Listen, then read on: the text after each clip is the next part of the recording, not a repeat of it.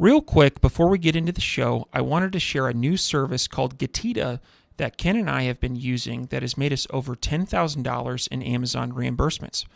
The service requires no monthly subscription, and Getita collects a small percentage of the money they recover for you. It takes less than 5 minutes to set up and works on all Amazon marketplaces. Go to Getita.com, Getida, and enter promo code FTM400. That's FTM for Firing the Man 400 to get your first $400 in reimbursements commission free. How much money does Amazon owe you? Welcome everyone to the Firing the Man podcast, a show for anyone who wants to be their own boss. If you sit in a cubicle every day and know you are capable of more, then join us. This show will help you build a business and grow your passive income streams in just a few short hours per day. And now your hosts, serial entrepreneurs David Schomer and Ken Wilson. Welcome, everyone, to the Firing the Man podcast. On today's episode, we are joined by Matt Edmundson. Matt is an experienced e-commerce entrepreneur and coach with over 20 years of experience in the industry. He has generated over $75 million in worldwide sales, and his coaching clients have a combined turnover of over $100 million. His passion is helping businesses grow and succeed online and specializes in customer centricity, company culture, and all e-commerce related topics. We're very excited to have Matt as part of the show. Welcome, Matt. Wow, thanks for having me, man. It's great to be here. I'm looking forward to it. Thank you, as are we. So to start things off, can you please share with our listeners a little bit about your background and your path to becoming an entrepreneur in the e-commerce space? Yeah, sure. It was e-commerce was one of those things that I sort of stumbled across by accident. In the late 90s, I was working, and yes, it is that long ago. I appreciate that's a long time ago. I was working for a friend of mine, and I started what we would now call a side hustle. Back then we just called it a second job, but we called it a a side hustle now. And it all started when a friend of mine asked me if I knew anybody that did websites. He'd heard about these website things and figured that they needed one, and did I know any company that could do one? And there was only one company that I knew that did websites back then, and they were great, but they were expensive. And this was back in the day when you had to write all the code out, in Notepad and stuff like that. So crazy money. I said to him, well, listen, if you like, you pay me, I'll figure it out. And let's see what happens. And that was just it, really. And I sort of never looked back since. We started doing website, and then e-commerce started becoming a thing. And so I thought, well, let's just build our first e-commerce store and see what happens. And I called a friend of mine who sold, he had a traditional catalog business, selling tanning products to tanning salons. These are kind of lotions and potions you put on your face to kind of help you tan better. And I said to him, listen, I'm going to build an e-com site. I don't know what to sell online. And I just need some products, man. Can I sell your stuff? And if I sell any of it, I'll buy it from you as and when I sell it. So I don't have to buy a load of stock. Is that all right? I said, that'd be great. 6 months later, he bought that business from me. That website, it sort of took off a little bit. And yeah, that's how I started out in e-com. And that's when I sort of fell in love with it. When I started waking up richer than when I went to sleep. It was a wonderful thing. Nice. So Matt, glad to have you on the show. My first question is, you shared a little bit of your background that you guys started, and what attracted you to e-commerce? Like, was it the challenge or trying to figure it out, or was there another piece of maybe passive income, waking up in the morning, being richer than you were when you come? What attracted to you to specifically the e-commerce space? It was this whole idea that you could sell stuff online without having a storefront, like a shop where I'd done retail in sort of some of my previous jobs. And retail was hard work. We'd done some catalog work in some of my previous jobs, where people would send in, or they would fax in there. And again, going back a few years, isn't it? They'd send you faxes with orders, and you would send out an invoice, and they would write you a check, and you'd pay. And the whole thing would take weeks. And so e-commerce, this is back in 2002, was when we did our first website. So there was no Shopify. There was nothing out there really. And so it was part challenge. Could I write code that enabled us to put product online? And it was part curiosity, as in, you can really sell stuff on the web and people will buy it. Are they nuts? And I was obviously doing it myself, and so I thought this thing was great. So it was curiosity with no real sense of direction, no real sense of I'm going to create a life out of this. It was just, I just saw something that was intriguing and just wanted to have a go, really. Very nice. Now, your experience in the industry towers both Ken and I's even combined. And so I'm really interested in asking asking you this next question. So when you look at all the brands that you've either created or work with, what stands out about the top 10% of performers? Is there any characteristics? Maybe it's price point, maybe it's size, maybe it's industry, but what stands out about the top 10% of performers? So just thinking through all of that in my head, there's a number of things that I seem to have personally done well with, and that is to sell small, repeatable products. So we did well in the beauty space, sold that business a couple of years ago. I'm currently involved in this, which is a health supplement space. Again, small, repeatable product, right? This is stuff that people want to buy time and time again. And the reason why they work well for us, I think, is because company as an organization, I suppose, one of the things that we're good at, one of the things that I think is super important is to focus on the customer relationship. Because, this Amazon's great, but Amazon in effect is a commodity. It's a big old supermarket. There's no personality behind it. And so we're kind of like, well, how do we do the customer aspect of it, the customer journey, the customer story? How do we do that really well? And so if I think about the stuff that we've done, if I think about the brands that I've worked with, the ones that tend to do really well are the ones that sell repeatable products and do the customer service, the customer journey, the whole retention side of life very, very well. Can we expand on that a little bit more? I'm sure there's somebody listening that does have, one of these consumable, repeatable products. What have been some ways that you've, after that first purchase, how do you get them coming back for more? And $1 million question, isn't it? I should write a book on this and make a fortune. I think fundamentally you have to understand your customer and you have to understand what it is that they're really buying. So if I take the beauty business, we started selling products in 2006 online, and it was price discounted on that website, right? So we grew because we discounted, but it wasn't a long-term solution, I don't think, to being established for a while. So we changed our strategy, and we spent a little while understanding the customer, and we sort of dove deep, and we asked ourselves questions like, what is it the customer's actually buying? I know they're buying a moisturizer and a cleanser, but what is it they're actually buying? Because you can get a moisturizer and a cleanser from the supermarket for $5.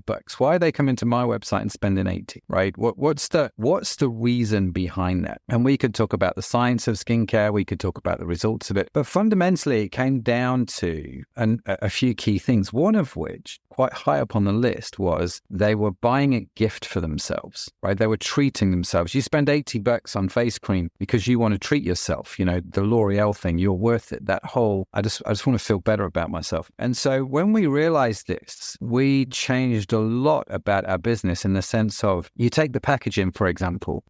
Before we realized this, we were sending out customers' goods just in a plain brown box, just wiped it in a box, threw in some plastic, the plastic air bubble things, and sent it out. And we thought we were doing well because all our competitors were sending them in the jiffy bags, the padded envelopes. And so their box would arrive. And so we thought, well, let's upgrade it to a box. And at least, it arrives in better shape kind of thing. When we realized that we were sending out gifts, we were like, actually what we need to do is create an opening experience like you're opening a gift. So we added an extra flap onto the cardboard box. And on that inner flap, we printed this lovely message about how remarkable they were as a human being and celebrated, being human. And as they opened both flaps, it just felt like you were opening a gift a bit more. You were unwrapping something. And then inside, everything was covered in tissue paper. So you kind of had to open the tissue paper. So then it started to really feel like a gift. And we also realized that, our brand values, we like to have a bit of fun. We like to have a bit of a laugh. So we thought, plastic bubbles don't really speak gift. But we know we needed to put something in there to keep the products from moving around. So we looked at that, the shredded paper, like the bird's nest stuff, but that was crazy expensive. And we thought, well, that would make it a bit gifty. Should we, put perfume in there? And then one day I had a bit of an idea. We were brainstorming with the team, and I just had this crazy idea, and I can't tell you where it came from or why I had this idea, but I thought, I wonder what would happen if we used popcorn. And so we bought some popcorn machines. We tried all kinds of different corns to figure out the best one. And lo and behold, we found that popcorn was this magical kind of substrate, for want of a better expression, to these boxes. And so we had popcorn machines going constantly in the warehouse. If you wanted a low calorie snack, it was a place to go, man. And so we would pack their products. So we'd put the beauty products in a box. We'd fill that box with popcorn, stop them moving around. We'd wrap all that in tissue paper, put a little sticker on there because we had to do it after a while saying, please don't eat the popcorn. It was not produced in a food safe environment, but do do give it the birds, and it is biodegradable. And because sustainability was becoming a bigger thing, we added the extra flaps, we changed the tape, and so it became this sort of gift that was more sustainable, more environmentally friendly. And it wasn't just that, but when we started doing things like that, that's when our retention rate became way higher than the industry. I mean, way, way higher. That's when customers started posting pictures of their packaging on Facebook, which they'd never done before. I mean, why would you? The only time you'd ever put a picture of a box on social media was because the box was too bloody big. Do you know what I mean? And you'd send out a tiny product in a massive box. So you only got those sort of complaints. But yeah, we started doing things like that. So that's what I mean about becoming a bit more customer focused, understanding what the customer is shopping for, what they want, what is it they really are after, and how can we orient our entire process around that to bring that out for them. Yeah, I like that. That's next level experience, opening something that you just bought, a gift. And so that's genius. I've never heard of popcorn being used. And so I'm gonna stash that one away for a rainy day. So I really like it though. Matt, you had said the retention rates, you started noticing retention rates increasing once you changed the customer experience. Did you also track cost of acquisition for a customer and then see if that decreased? Because people were posting on social media and spreading around. Cost of acquisition, did it decrease? We kept cost of acquisition pretty much the same. Yep. So new customer acquisition, we were like, this is our budget, let's go and get them. Cost of acquisition went up and down because Google was becoming, Google Shopping was getting more and more competitive. Facebook was getting more and more competitive. So we were making these improvements, but we weren't really seeing them in reality because everybody was putting their prices up. God bless them. So one of the things that did make a massive difference to cost of acquisition, and the reason why I'm slightly hesitant is there was a massive step change for us and that's when we stopped doing all the paid media internally or in-house, and we outsourced it. And I made that decision to outsource paid media, and we were spending tens of thousands every month with Google and Meta. And so to make the decision to outsource it was not easy, but when we did, we got an agency involved, absolutely transformed what we were doing, bought in twice as much for half the money. It was incredible, really. And we quickly realized that we'd become really good at certain elements of e-commerce, and we'd not kept up with paid media and the rules of it because there was so much other stuff to keep on top with. And it was just it was over there and it was working, it was maintaining itself. But yeah, when we got another agency involved, that was just eye-opening. And so I've never gone back. We've never done paid media in-house. We still do some paid media in-house. Let me just be totally transparent and honest. For some companies, for our major e-com websites, it's all outsourced. Fair enough. So it sounds like you brought in an expert and they doubled it and also decreased the ROAS or increased ROAS. So that's awesome. Yeah. My next question is, this is for, let's say someone listening that they haven't started a brand yet. Maybe they got a full-time job. They're just kind of listening, kind of kicking the tires on, starting what you call a second job, Matt, or a side hustle. And so what advice would you give them in terms of product selection? How do they find out what brand to start, what product, what niche? Where do you advise on starting? I tend to tell people several things about products. So if I'm looking for a product to sell online, I'm looking for something that's small and repeatable, because that's what we do well with those kind of products. I'm not saying this is true for everybody, but for me, I'm looking for something that is small, repeatable, and sells between $20 and $75. They're the sort of the sweet spots, I think. The way I tend to have people do this, so if they really want to do it and sort of generate some product ideas, look to, have you ever read the book Good to Great by Jim Collins? And he has this sort of Venn diagram of what are you really passionate about? What can you be the best in the world at? And what drives your economic engine? These sort of things to think about. I don't think they're particularly bad things to think about when it comes to products. And for me, there are two key elements about any product. So if I'm brainstorming a whole lot of products, right, I can look at my desk around me, I can look at my hobbies, I can look at things that I'm passionate about, and I can write everything down. The one thing we then have people do is plot out every single product into a matrix. And that matrix has, on the vertical axis, we track, let me get this the right way around in my head, I don't want to tell you the wrong way around. We track demand, or is demand horizontal? It doesn't really matter. On one of the axes, we track demand, and on the other axis, we we track knowledge. So horizontal axis, we track demand. Vertical axis, we track knowledge. And what do I mean by that? So I have on my desk, what do I have on my desk here? I have a Yeti cup, right? Now, I can't sell Yeti because obviously I'm not a Yeti distributor, but let's say I think I really like Yeti. I want to get into selling Yeti. Is it small? It's smallish. Is it repeatable? No, these things last a lifetime, but there are other things that I can sell with it, so it becomes a bit more interesting. Let me plot this on the demand and knowledge graph. So how much demand is there for this stuff? Well, there's a lot at the moment, and they're doing it. I saw an ad yesterday that they're doing. Sorry, let me just turn that off. I saw that on Facebook, Yeti who did they have? Max Verstappen and Sergio Perez, the Formula One drivers, buying something from their store in Austin just after the Austin Grand Prix. And so obviously the demand is there, right? So you kind of go, well, that's great, because why would I want to sell a product that's not in demand? Question number one.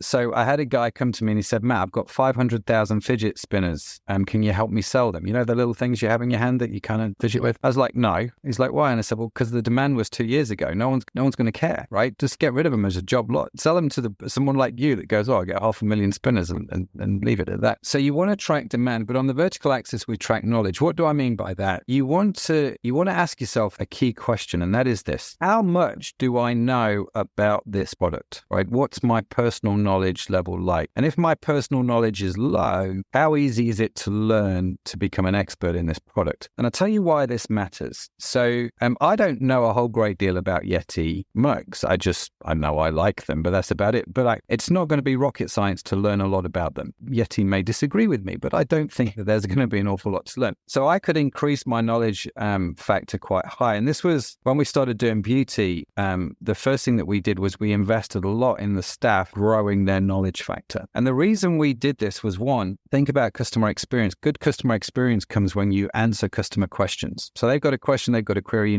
you want to know how to answer that well. Two, this is how you differentiate yourself from someone who is selling that exact same product on Amazon, right? Because I can give much more knowledge and much more education about a product to a customer on my website than I can on Amazon. And that is super, super powerful, let me tell you. And so it drives content marketing. There's a whole bunch of stuff that I do. So coming back to your original question, what would my advice be? Small, repeatable product that's sort of $20 to $75 range that are in high demand and that you either know about or can learn a lot about. So if you're into golf and you want to sell golf gadgets, that's great. I'm never going to do that because I know nothing about golf. I appreciate this is sacrilege. I could care less about golf. It's just not on my radar. So I never want to get involved in that because I don't want to take the time to learn. Do you see what I mean? Now, there might be high demand for products, but it's just not my bag. So I don't know if that answers your question, but that's my advice to people. No, that's excellent. I like it. Yeah, I really like how you're factoring in the two things, both demand and your knowledge. I really like that. I've never heard it phrased that way, but it makes a lot of sense. So moving on, I read a piece of content that you put out about the 7 critical elements to e-commerce. Can you share with the audience what are those elements and where most brands get it wrong? So the 7 elements for me, you start with product and you start with brand. So product, like we've talked about, getting the right products to sell. And this, I think, is probably where most startups get it wrong. I don't see it as much these days, but it used to be the case of you just go to AliExpress or Alibaba or some site and you'd go and find a product like, I don't know, sunglasses or hairbrushes or something that was ridiculously cheap. You'd buy them for like 20 cents. You put them on your website for $20, thinking, man, I'm making $19.80 there. So, that's an awesome product to sell. The problem is no one wants to buy it. There's no demand. And going back to my knowledge graph, you know nothing about them. So sure, there's 1 or 2 stories where people do exceptionally well for a moment in time, but there's no real longevity in it. And most out of 10,000 websites, 9,997 of them don't work, right? So you start with product. And you also start with brand. They're the sort of the first 2 stages. Some people start with product and then move on to brand. Some people start with brand and move on to product. But brand is understanding who you are as a company and it's understanding who your customer is and then understanding that overlap. So the example is popcorn. We understood our customers and their need for gift, but also their need for fun and their need for environmental, sort of sensibilities. Cross that over with what we were doing and popcorn was born. And that came out of our brand. So they're the first 2 areas. And brand is more than logo. Brand is more like, it's your story, isn't it? It's the customer story. We move on to tech stack. So what technology do I need to bring this to pass? We've got marketing would be number 4. So how do I drive people to this website I've just gone and built? Number 5, how do I optimize it? So people are on my website. How do I get more of them to buy? Number 6 is all about the customer experience. And for me, I define that as everything that happens after entered their credit card details and click buy. What happens from that point onwards, we label as customer experience, because for me, this is where out of every company I've ever done coaching with, 9 times out of 10, this is where the biggest opportunity lies, is in this part here. Because there's so much information out there about optimization. There's a lot of information about marketing. I mean, technology is easy. You just go get a Shopify site. I mean, do you know what I mean? There's a lot of things which are now taken care of that people have done well because there's so much information freely available. So the biggest opportunities, I think, in most sites that have been up and running for a little while is the customer experience. What happens once someone has put their credit card details in? And then the 7th area I call yo-yo. This is all about growth. This is all about repeatability. How do I get people back time and time again? How do I then grow this into being one in the top sort of 2-3% of my industry? Matt, from one woodworker to another, I noticed on your website that you list this as one of your hobbies. Yes. That you are a woodworker. And so my question is this something that you've ever thought about turning into a brand? Because the second part of this question is, what advice would you give to someone who wants to turn a hobby into a job? Well, yes. Have I thought about turning? So, bit of backstory. I used to sell saunas and steam rooms before I got into e-commerce. And so I was never on the tools. I never did the installs. I did all the designing, and I've designed some really funky spas around the world, which is great. And when I got married, we had no money and we needed a new kitchen. So I just literally went and got some 2x4s and built an entire kitchen out of solid wood and just fell in love with it. It was great. You know, here I am 25 years later, still messing around with things in wood. How would I monetize it? That's a really interesting question. So when I sold my beauty business 2 years ago, we moved warehouse. So we're in a newer warehouse, which has got a sort of a bigger space. I took a corner of that warehouse, I walled it off and I turned it into a wood shop, like a nice sized little wood shop. And I bought some new tools as a little treat to myself for selling the business. I built this and it's there. I'm down there a lot. I'm in the warehouse obviously quite a bit, and I'm in my wood shop quite a bit, especially over the weekend. So what we've done is we've just set up some GoPro cameras in that wood shop. So all I'm going to do is make stuff out of wood and film it and start to build a YouTube channel, just showing people what I've done and how I've done it to build up some kind of audience. Then I will, and you understand I don't need to make a living out of this just yet, so I'm in no rush. I still want to maintain it as a hobby, but the plan is simple. We'll just grow an audience. And once we've got the audience, then I can figure out what to sell to them. So maybe the plans, the woodworking plans. I think selling digital products for me is, we were talking about products earlier instead of knowledge and demand. And repeatable products. If I can sell digital products, that's the elixir, isn't it? It's just like that's the top of the tree. If I can do digital products, and so we'll probably do planned downloads. Would I actually sell the furniture? Do I think there's any money to be made in making stuff out of wood and selling it? Yes. Do I want to do that? No, not right now. Like we were talking about earlier, I want to keep it as a hobby. I don't want to be in the wood shop making chopping boards all day. And to be honest with you, way more money selling healthcare supplements than I ever would selling chopping boards online, if that makes sense. I think I'm more interested in building the audience. So in 10 years' time, if I want to step away from this, that's something that I can do. I've got an audience and it's there. What would my advice be to people who are looking to turn a hobby into an income? First, I would ask the sensibility of that. And what do I mean by that? Because the thing for me about woodwork, apart from the fact it's physical, right? Because everything in my life is pixels. So when I touch wood and I pick up a saw, it's real and I can carve it and I can touch it. If I turn that into a business, a manufacturing business, it stops being a hobby. And so then I have to find something to replace the woodwork as a hobby, because then it all becomes about business. And there's a reason we have hobbies. It's part of our mental health, it's part of our well-being. So first I'd ask the sensibility of it. But that aside, can you make money out of your hobbies? Oh, absolutely. You can do some really good stuff, And I think if you can find a way to monetize a hobby, then great. Depending on the niche, depending on what you're doing, like my daughter, for example, she loves to crochet. She crochets some funky things. And so the easiest thing for Zoe is to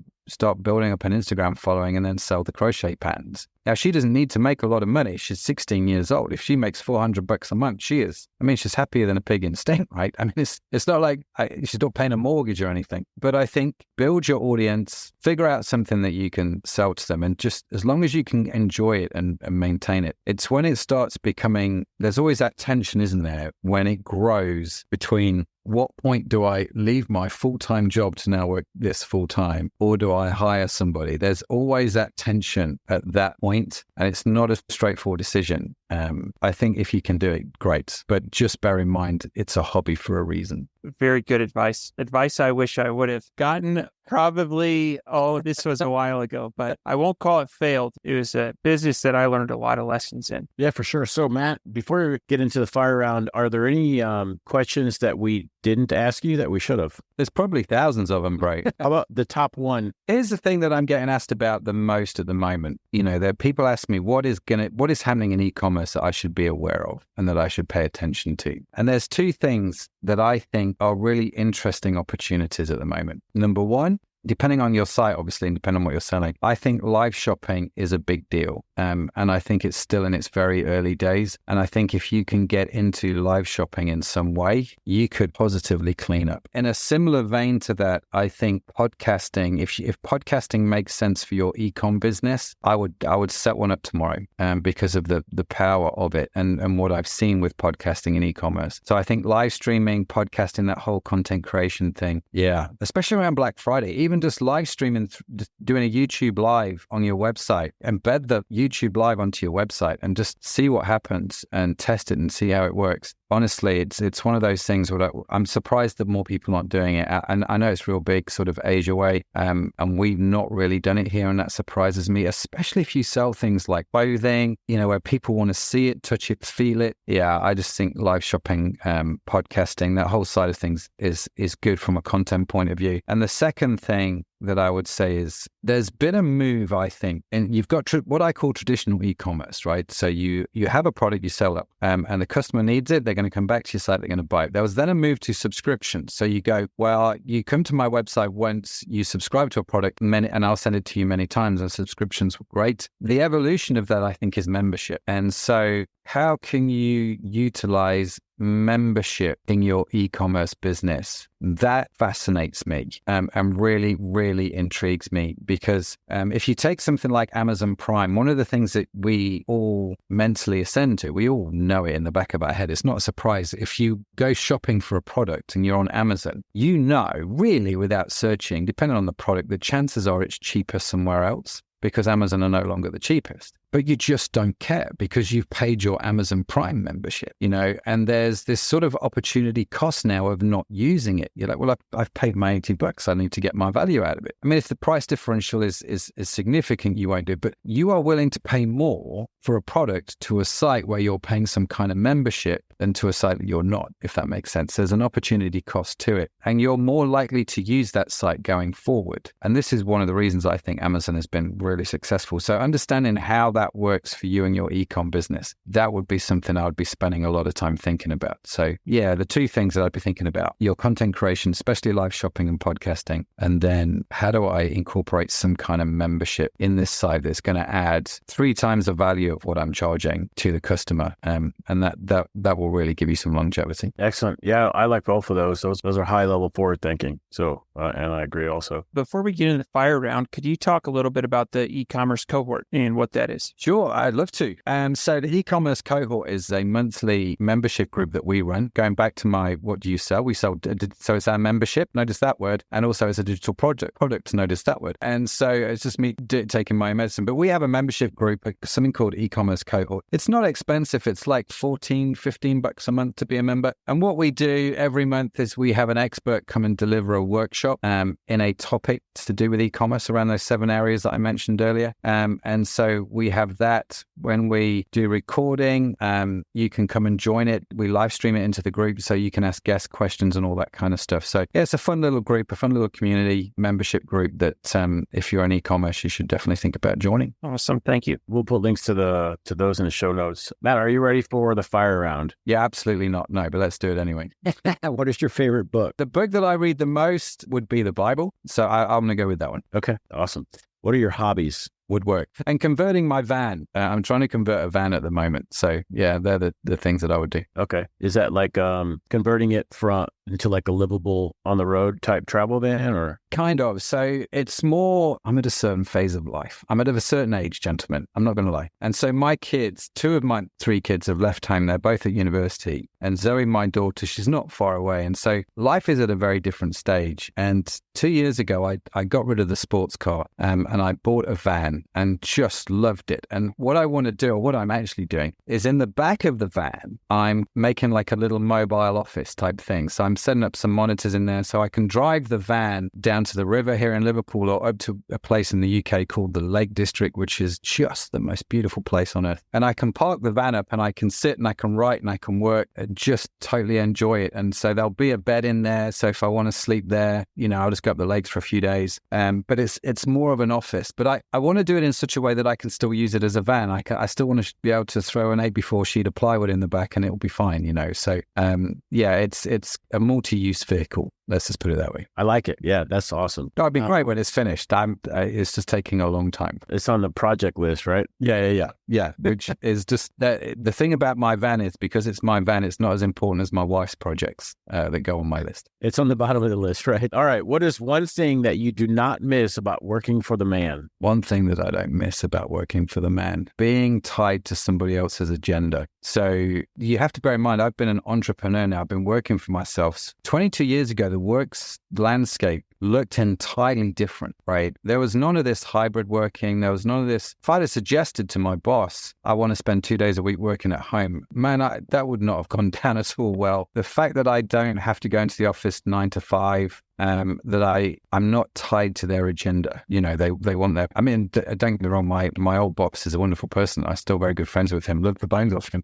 But yeah, that's the thing. That's the thing. It's the flexibility is to make whatever decision I like, whenever I like to make it. And then I'm solely responsible for the consequences of that. Fair enough. All right, last one. What do you think sets apart successful e-commerce entrepreneurs from those who give up, fail, or never get started? So everybody fails, and everybody's response to failure is different. And we can term it differently. We can use words like we just need to reframe that, or, whatever the terminology is that we use. But we all screw up. We all fail. Things don't work out. And it's what we do with that I think separates those that are around for the long term. So I could tell you story after story about how we almost went bankrupt several times on our journey. Some of it was my own stupid fault. Some of it was not. Some of it I could take partial blame for. It's in those moments, I think, you can choose to grow through what you go through. You can either come out stronger or you can just say, this is not right. This is not for me. How you deal with failure, and I'd probably go as far as to say is probably not failing quick enough. There are sometimes when we're working on things that we're so determined to make it work that we can't walk away. And actually, I think successful people know when to say enough's enough. And they know when to walk away. And so because they're not afraid of failure, they tend to fail quicker. Yeah, if you're going to fail quick, learn from it, move on, bounce back. Just make sure your successes far outweigh your failures, and you'll be all right. Absolutely. Matt, if people are interested in getting in touch with you or joining the e-commerce cohort, what would be the best way? So e-commerce cohort, we would love to see you there. Just come over to ecommercecohort.com, ecommercecohort.com. If you want to find out more about me, just head over to Edmondson.com, and I apologize ahead of time.